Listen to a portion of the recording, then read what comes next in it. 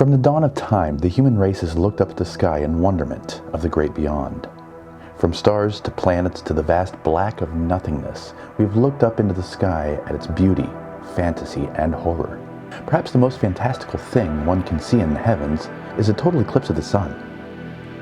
In fact, even though most of us have seen a partial eclipse, only 0.1% of the population will ever get to see a total eclipse within their lifetime.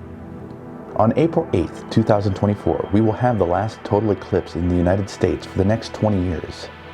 Entering the United States through Texas and traveling up through Maine, an estimated 35 million people will have the opportunity, weather permitting, to see this amazing sight. You can come join us in Uranus to watch this extraordinary event. The sun don't shine in Uranus. We had the opportunity to sit down with Charlie Hart, a man who has made astronomy his passion in life. Hi, I'm Charlie Hart. I am a near lifelong resident of Central Indiana, and I currently work for a digital marketing firm in Fishers. And I'm here today to talk a little bit about the upcoming solar eclipse. I think what makes this eclipse special is the rarity of eclipses that have happened in Indiana. We haven't seen one here since the year 957, and won't see another one here until 2505, so they're very rare. I mean, it's been over 1,000 years. So just the fact that total eclipses are that rare in this area, I think makes this one special. So partial eclipses actually are fairly common. In fact, worldwide, there's usually a solar eclipse about every 18 months, and we can get into the physics of why, but about every 18 months a solar eclipse happens somewhere on Earth. Some see it as partial, some total. There's even a third category called annular, which actually leaves a ring around the sun because the moon is far enough in its orbit that it doesn't cover the entire sun. We actually had one of those in Indiana in 1994, and I did see that one and enjoyed that one in the middle of the day. 2017 was an interesting one because it did cover about 93% of the sun's surface here in Indiana. So during that one, I happened to be a 5th grade teacher at the time, and we had a party at my school, and it was right at the end of the school day, and we went out and we watched it, and what's interesting during the partial phase, especially when it gets to a crescent, is what I call indirect viewing or pinpoint projection, because if you can stand under a tree and look at the leaves at that point, you see little crescents dancing around on the ground. All you have to do is take a piece of paper, punch a hole in it, hold it a couple feet above the ground, and you actually see the image of the sun projected onto another piece of paper or onto the ground. So we did a lot of projection viewing. We had an ice cream party at the school I was at, and it did get noticeably dimmer. Now that day it also was partly cloudy, and so clouds actually rolled in right at peak time, and it started raining shortly after that, but we still got a pretty good view of a strong partial eclipse. But I think it kind of left everybody hungry for the total one when it came. When we look at eclipses going out, in 2017, a lot of people did travel to that one. You could see it in Kentucky and Tennessee, were the closest points to where we are in Indiana today.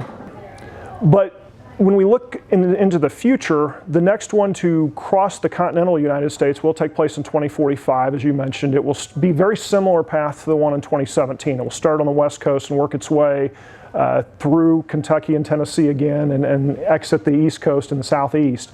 There will actually be 2 others that touch U.S. soil before then. There's one the year before in 2044 that will touch just a little bit of Idaho and Montana. You have to go to Canada to see a big chunk of it.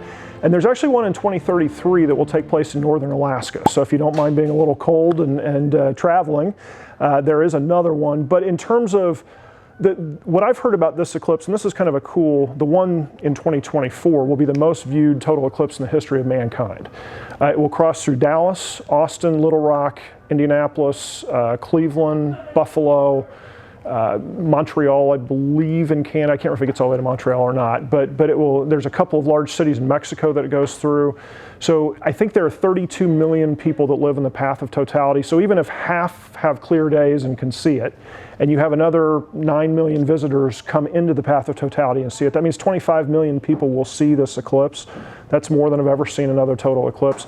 The one in 2045 may have a similar viewership because it's going to pass through a few big cities as well. So I think looking forward, yeah, there'll be others to come, and I think at that point we'll be close enough to this one that there will still be a lot of people saying, oh my gosh, that one was awesome, I got to go see this one too. Just like a lot of people that I've talked to that saw the one in 2017, if they live where that one was, they're coming here. If they lived here and went to see that one, they're now hosting parties and getting ready for this one, and they want to share that with others, and that's what's so exciting about it. Partial eclipses are tricky. Before it becomes total, partial eclipses are tricky because I think the sun is becoming, parts of the sun are being darkened. And so the perception is that it isn't as bright. And it becomes tempting to look without proper eye protection because, it's mostly dark, it's probably okay to look at. But ironically enough, it's more dangerous to look at a partially eclipsed sun than it is a total sun. Not that it's safe to look at a full sun either. But it has to do with the way the eye works, but your eyes actually dilate when they look at dark surfaces, and the sun's disk, because it's only a crescent, is mostly dark. So your eye actually tends to start to dilate because it's looking at something dark. Meanwhile, you still have a huge point of light entering your eyes, and the hard part about eyes is that your retinas in the back of your eyes have no pain receptors.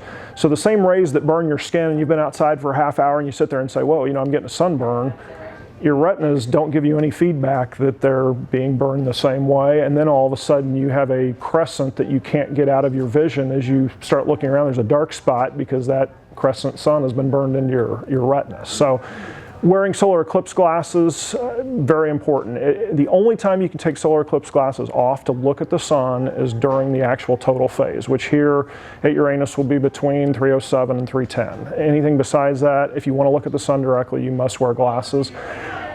Sunglasses, not good enough, even 2 pairs. I've been asked, what if they're really good Oakleys? No, they don't have the proper UV and infrared protection in them that would keep your eyes safe to look even through a really good pair of sunglasses. I have, the people at the Greenfield Daily Reporter have been kind enough to publish 5 of my articles over the last couple of years about leading up to the eclipse. That is the city where I taught 5th grade in, so I had some relationships there, and they've been kind enough to publish those. I've got one more that I'm writing for them right now that they'll publish before the day of the eclipse. And then the New Albany paper has published one. Well, I've met a lot of great people. I have gone to a couple different colleges in the area to help early on kind of what their initial preparations were going to be for the day. And I've met with a couple of people in towns and cities that were trying to plan big events, and just kind of told them. I talked to a lot of people at the end of 2017. I called a lot of people in Nashville and in Kentucky and said, tell me what happened and tell me what went right and what went wrong. And so I've been able to share some of that knowledge with what people are saying. And it's interesting, as we get closer, I know a lot of people that are the experts from Nashville or from Tennessee and Kentucky have kind of come forward and said, here's what to expect. But I've met a lot of fascinating people along the way who've taught me a lot of things I didn't know and have kind of added to what I've been able to share with others. And a big thanks going out to Charlie Hart for joining us here in Uranus today, and not only sharing his information with us, but for all of our citizens who are watching from home. As we approach the total eclipse coming up on April 8th, I've had a chance to do a little bit of reading, and shout out to the Indianapolis Star. But did you know you can actually enhance your experience depending on what you wear? What? Seriously. Depending on the outfit that you choose and the colors that go with it, you can make your total eclipse event even that much better. Now, it's not every day that you get to see a total eclipse. Remember, only 0.1% of the world's population that's ever existed has gotten a chance to see a total eclipse of the sun. So, if you're going to be a part of that, why not make it the best that you possibly can? What is the Purkinje effect? The Purkinje effect. A shift of the region of apparent maximal spectral luminosity from yellow with the light adapted eye toward violet with the dark adapted eye that is presumably associated with predominance of cone vision in bright and rod vision in dim illumination. That's a lot of technical mumbo jumbo, so let's break it down a little bit. We as humans tend to see colors differently in low light. Our eyes are a little bit more sensitive to cooler colors. So it's suggested that we don't wear neutral tones, don't wear your blacks or browns or anything like that, but instead wear red or green.